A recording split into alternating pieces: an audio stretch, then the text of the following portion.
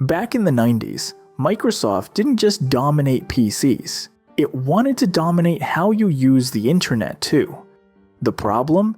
There was already a king of the web, Netscape. This is the story of a war, the first browser war, a battle that defined how we surf the web today. On one side, Netscape, the first major browser, fast, innovative. On the other, Microsoft, with Bill Gates getting the engines running late, but with a strategy straight out of The Sopranos. We're going to dive into how this whole mess unfolded, what AOL had to do with it, what the heck embrace, extend, extinguish was, and why this all ended up in one of the most epic trials in tech history. Let's go right back to the beginning of this whole thing. The year is 1993. The web existed, but it was kind of rustic. But that same year, at the University of Illinois, a bunch of brilliant minds led by a guy named Mark Andreessen created NCSA Mosaic, the first browser that showed images alongside the text. This, which seems totally obvious today, back then was like going from radio to movies. Suddenly, the web became visual. Andreessen, with a clear vision and a nose for business, teamed up with Jim Clark, who came from Silicon Graphics, a company that made computers for special effects. In April 1994, they founded Mosaic Communications Corporation, which real quick got renamed Netscape Communications Corporation to avoid issues with the university. On October 13, 1994, they launched Mosaic Netscape 0.9. While it came from the same roots as Mosaic, they rewrote it from scratch. This thing, which would later be known as Netscape Navigator, had revolutionary features for its time. It loaded pages as you watched them. It had bookmarks. It integrated email. It was fast. It looked good. For the time, obviously. And the best part? It was free for personal use. People went nuts. In 4 months, they already had 75% of the market. By 1996, they dominated between 80% and 90%. The hype was so real that Netscape went public on August 9th, 1995.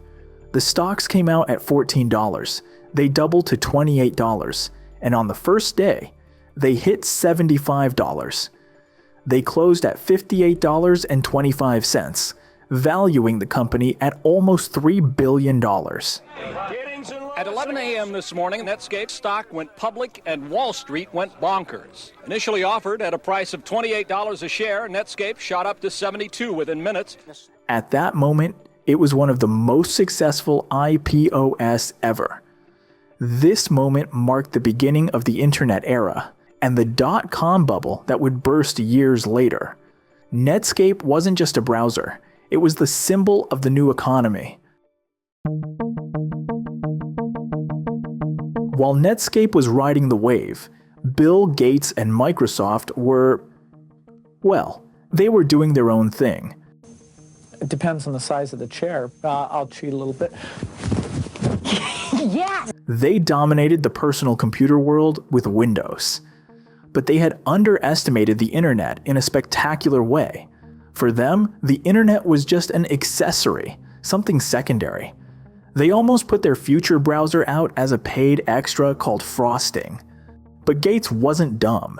He saw how Netscape was growing, how it was becoming the gateway to the internet, and how that could threaten his Windows kingdom. Because if people spent all their time in the browser, no matter what operating system they were using, why did they need Windows? Netscape could make the operating system fade into the background, becoming something secondary. On May 26, 1995, Gates sent an internal email, a memorandum, that became legendary. The Internet Tidal Wave. 3,000 words where he basically admitted, "I screwed up. I underestimated this. It's the most important thing since the IBM PC in 1981. And he gave a clear order.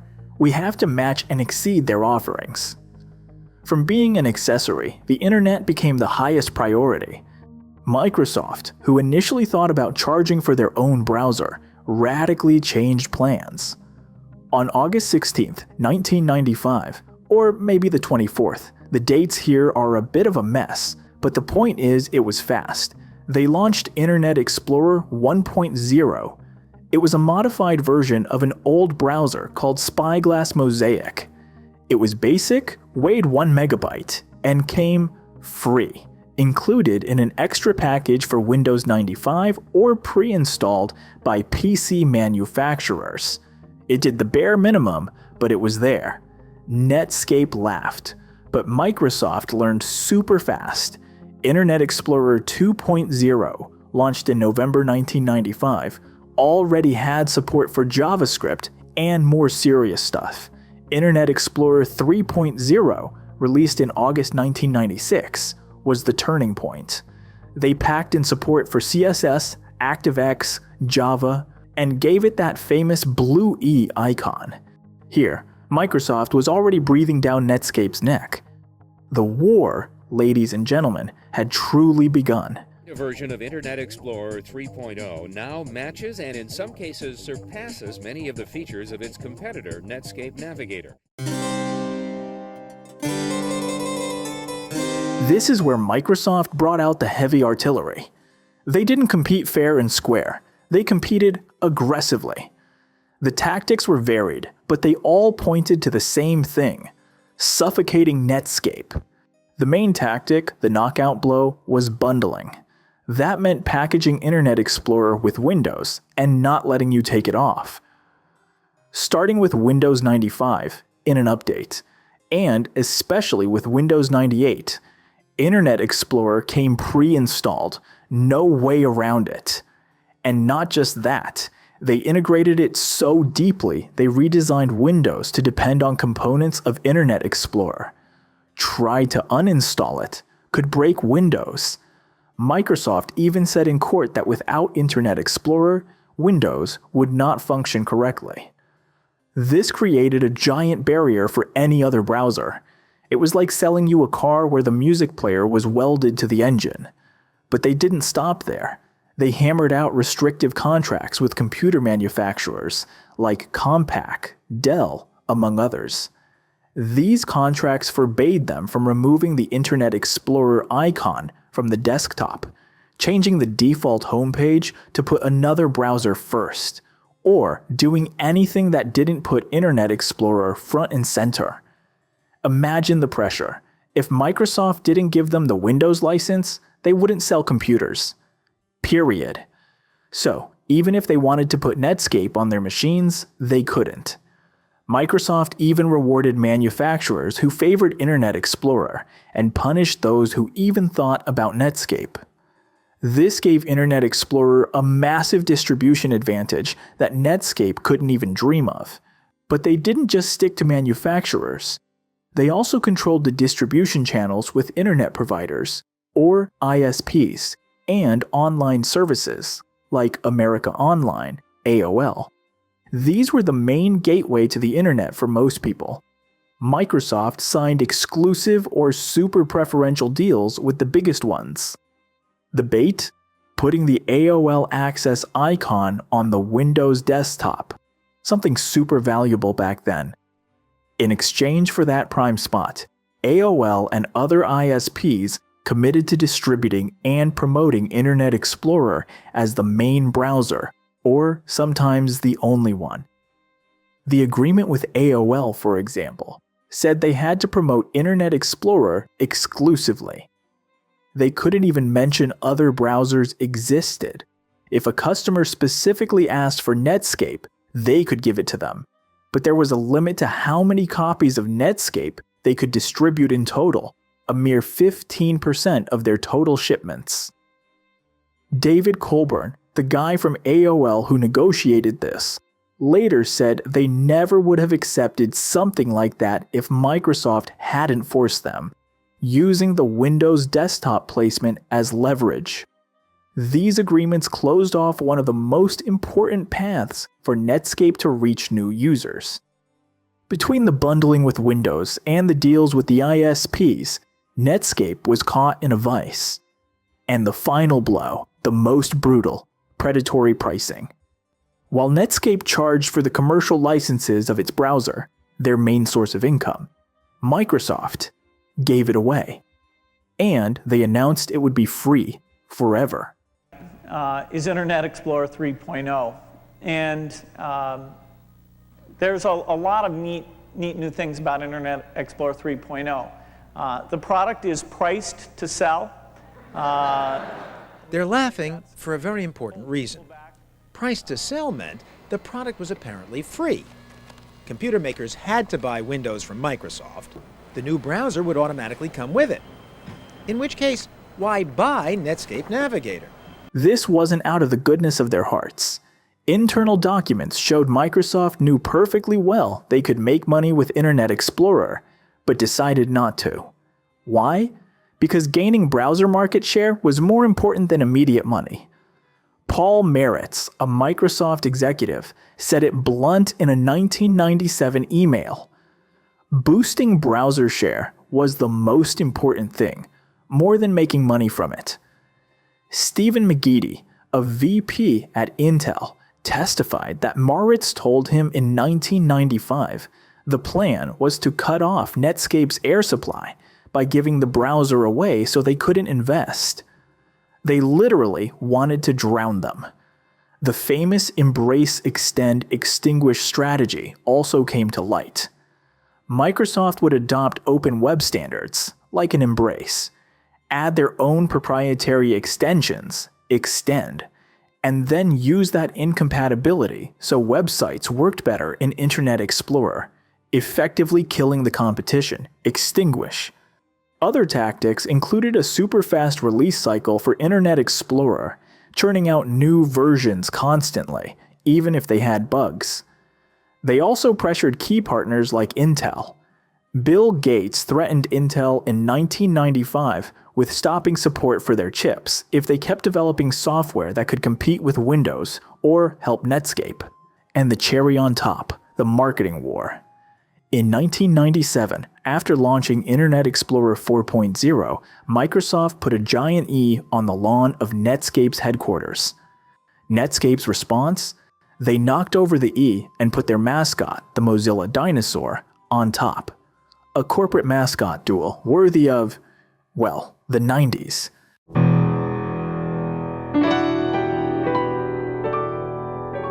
So many shady maneuvers couldn't pass unnoticed.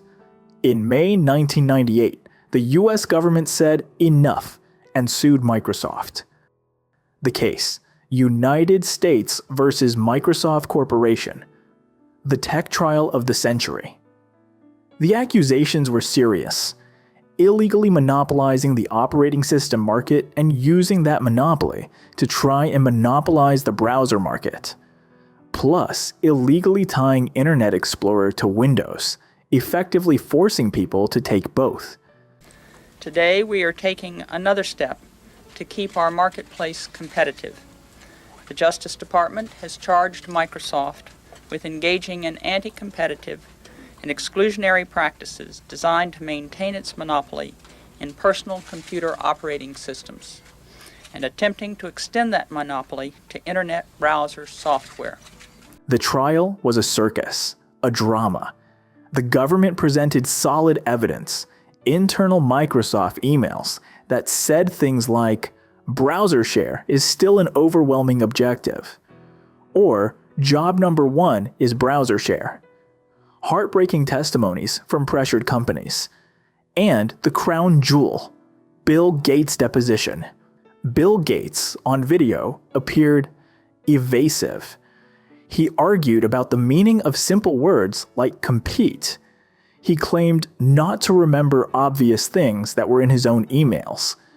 He looked like he was playing lawyer, not answering honestly. You type in here importance : high. No. No? No, I didn't type that. Who typed in high? A computer. Here was the world's richest man, as the public had never seen him before. petulant and passive-aggressive, obfuscatory and obscurantist, as a quibbler, a pedant, an amnesiac, a baby. His performance was disastrous for his image and for Microsoft's case. Plus, Microsoft presented videos trying to show Internet Explorer couldn't be removed from Windows without breaking it. A forensic analysis proved the videos were manipulated. They skipped steps or had weird stuff going on. Microsoft's credibility went down the drain. Witnesses from Intel talked about Gates' pressure. Netscape CEO Jim Barksdale recounted a meeting where Microsoft supposedly proposed splitting the market. They kept Windows, Netscape the rest. And if they didn't accept, they'd make their lives hell.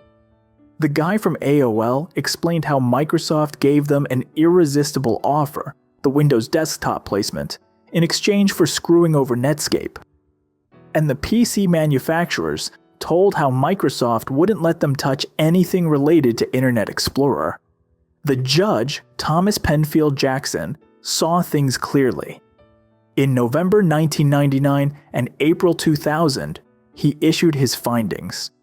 Microsoft was guilty of illegally maintaining its monopoly in operating systems through those anti-competitive tactics, and guilty of attempting to monopolize the browser market. Computer giant Microsoft is facing the prospect of a government-enforced breakup after losing its monopoly case in a US court. Stock markets immediately wiped $130 billion off the value of what was formerly the world's biggest company. A decision that would have changed the history of technology. Microsoft obviously appealed. To look for new opportunities to resolve it, we believe we have a strong case on appeal. The Court of Appeals, in June 2001, confirmed what was obvious. Yes, Microsoft illegally used its Windows monopoly to screw over the competition. The restrictions on manufacturers and the integration of Internet Explorer were illegal. But it gave Microsoft a bit of breathing room on other things. It overturned the idea that they tried to monopolize the entire browser market. They said the government didn't prove it well enough, and sent the Internet Explorer Windows tying issue back for review under a more flexible standard. But the biggest blow to the initial sentence was that they overturned the order to break up the company. Partly due to procedural errors, but mostly because they severely criticized Judge Jackson's conduct, as he had given secret interviews to the press during the trial. The case went back to a new judge to decide on a new remedy. Although Microsoft wasn't broken up, confirming they had abused their monopoly was a key victory for the government. Legally, the tactics they used to win the browser war were illegal in the context of protecting their monopoly. In the end, Microsoft reached a settlement with the Department of Justice and most states in late 2001 and early 2002. The agreement forced Microsoft to share technical information with other developers, prohibited some harmful exclusive contracts, and gave manufacturers and users a little more freedom to hide Internet Explorer or install other browsers. But it did not force them to offer a version of Windows without Internet Explorer. Many saw this final agreement as weak, like Microsoft got away with it. But the case set precedents and kept Microsoft under antitrust scrutiny for years. Some say that, despite everything, the case helped create a fairer environment for competitors like Google to emerge. And Netscape? The poor company couldn't weather the storm. Their market share plummeted from nearly 90% in 1995 to less than 20% by 2000.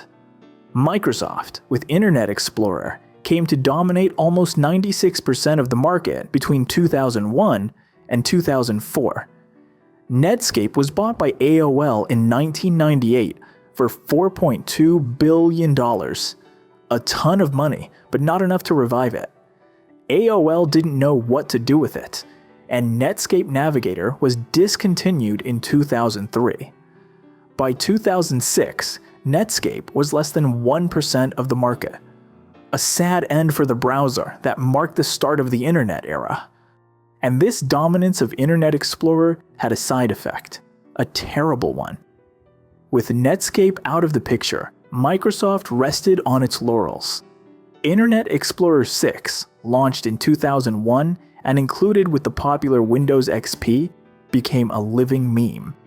Full of bugs, insecure, and worst of all, it ignored web standards.